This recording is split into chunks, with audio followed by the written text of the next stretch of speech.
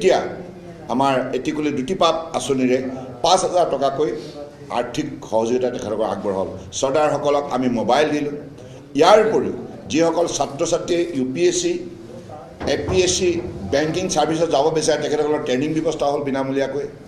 আৰু ইয়াৰ উপৰিও তেখেতসকলৰ শিক্ষাৰ উচ্চ শিক্ষাৰ বাবে স্কলাৰশ্বিপ দিয়া হ'ল। গতিকে এই বৈপ্লৱিক আৰু আটাইতকৈ ডাঙৰ কথা, গৰ্ভৱতী মহিলাই তেখেতসকলে সেই অৱস্থাত তেখেতে পাত তুলিব যাব লগা হৈছিল, কিন্তু তেখেতসকলক সেই সময়ত কোনো চৰকাৰে পুষ্টিকৰ খাদ্য, গৰ্ভত থকা সন্তানটোৰ বাবে পুষ্টিকৰ খাদ্য, মাতৃগৰাকীৰ বাবে পুষ্টিকৰ খাদ্যৰ কথা ভবা নাছিলে। কিন্তু বিজেপি চৰকাৰে তেখেতসকলক এককালীন ১২,০০০ টকাকৈ আৰ্থিক সহযোগিতা আগবঢ়াই স্বাস্থ্যৰ ক্ষেত্ৰতো বিশেষ যত্ন লোৱাৰ পদক্ষেপ গ্ৰহণ কৰিলে। গতিকে এনেধৰণে আঁচনিবিলাকৰ যোগেদি তেখেতসকলক আমি যেনেধৰণে তেখেতসকলক সামাজিক ন্যায় প্ৰদান কৰিছোঁ, ইয়াৰ ফলত তাত আৰু বেলেগ কথা চাহ শ্ৰমিক ৰাইজে কেতিয়াও নাভাবে। ঝাৰখণ্ড মুক্তি মৰ্চা হওক, XYZ কংগ্ৰেছ হওক, তেখেতসকলৰ কথা কিয় বিশ্বাসত ল'ব? কাৰণ কংগ্ৰেছে 55 বছৰে শাসন চলালে আৰু অধিক কাল সময় তেখেতসকলে চাহ শ্ৰমিক ৰাইজৰ ভোটৰ ওপৰত ভিত্তি কৰি তেখেতসকল জয়যুক্ত হৈছিল। তৎসত্ত্বেও কৃতজ্ঞতা চিনস্বৰূপে সেই সমাজখনৰ প্ৰতি তেখেতসকলে কোনোদিনে আন্তৰিকতাৰে কাম কৰা নাছিল। কিন্তু বিজেপি চৰকাৰে কৰাৰ বাবে আজি চৌদিশে বিজেপিৰ প্ৰতি তেখেতসকলৰ বিশ্বাস আৰু আস্থা বাঢ়িছে।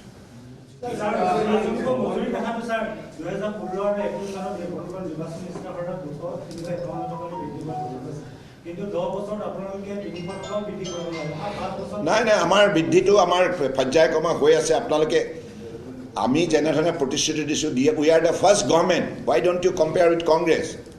Look at the Congress regime, what they did, total failure, total betrayal. কিন্তু আমি শ্ৰদ্ধা সহকাৰে শ্ৰমিক ৰাইজক সেৱা কৰি আছোঁ, সেৱা কৰি যাম। সেইটো ভিত্তিহীন অভিযোগ। ইতিমধ্যে মুখ্যমন্ত্ৰী ডাঙৰীয়াই ইয়াক যুক্তি সহকাৰে খণ্ডন কৰিছে। কংগ্ৰেছ হতাশাগ্ৰস্ত হৈছে। সেইকাৰণে তেখেতসকলে ইতিমধ্যে গম পাইছোঁ, সেই যিটো তেখেতসকলে পাছপৰ্টৰ কিবা কিবি উলিয়াইছে, এইবিলাক পাকিস্তানী ছ'চিয়েল মিডিয়াৰ, এইবিলাক হৈছে নিকৃষ্ট ৰাজনীতি আশ্ৰয় ল'ব বিচাৰিছে, কাৰণ হতাশাগ্ৰস্ত হৈছে। চৌদিশে কংগ্ৰেছক ৰিজেক্ট কৰিছে। গতিকে এতিয়া আৰু বিজেপিৰ এগেইনষ্টত এনেধৰণৰ অপবাদ জাপি দি তেখেতসকলে কিবা সিংহাসন দখল কৰিম বুলি যিটো অলিক কল্পনা কৰিছে, সেইটো তেখেত আকাশত চাং পতা কথা। কংগ্ৰেছ ইতিমধ্যে ভাৰাক্ৰান্ত হৈছে, তেখেতসকলৰ ৰুট নাই। গতিকে এইটো ইতিমধ্যে আজি মুখ্যমন্ত্ৰী ডাঙৰীয়া শক্তিশালী ইয়াক প্ৰত্যাহ্বান জনাই ইয়াৰ যুক্তি সহকাৰে ইয়াৰ প্ৰত্যুত্তৰ দিছে।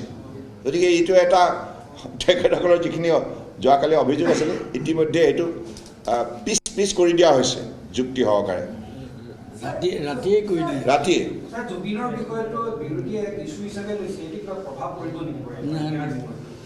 এটা কথা, জুবিন গাৰ্গ ডাঙৰীয়া আমাৰ মৰমৰ শিল্পী। তেখেতৰ ন্যায়ৰ বাবে অসম চৰকাৰে ইতিমধ্যে ল'বলগীয়া পদক্ষেপ লৈছে। SIT গঠন কৰিছে। SITয়ে অভিযোগনামা দাখিল কৰিছে। অভিযোগনামাৰ ওপৰত এতিয়া কোৰ্টত শুনানি প্ৰক্ৰিয়া চলি আছে। হয়, শুনানি প্ৰক্ৰিয়া চলি আছে। গতিকে আমি ন্যায় দিম বুলি কৈছোঁ, ন্যায় দিম। ইয়াত ন্যায় নিদিয়া কথা আহিবই নোৱাৰে। তেখেতসকলৰ আজি কংগ্ৰেছে আজি যিবিলাক ভুৱা প্ৰচাৰ কৰিছে, হয়নে, যিবিলাক নিকৃষ্ট ৰাজনীতি আশ্ৰয় লৈছে, এনেধৰণৰ ৰাজনীতিৰ কথা অসমৰ মানুহে বুজি পায়। কাৰণ তেখেতসকলে পূৰ্বতেও এনেধৰণৰ ঘৃণনীয় ৰাজনীতি কৰি পেলাই অসমৰ মানুহক প্ৰতাৰণা কৰিছে। গতিকে এতিয়া আৰু কংগ্ৰেছৰ কেছেট নচলে।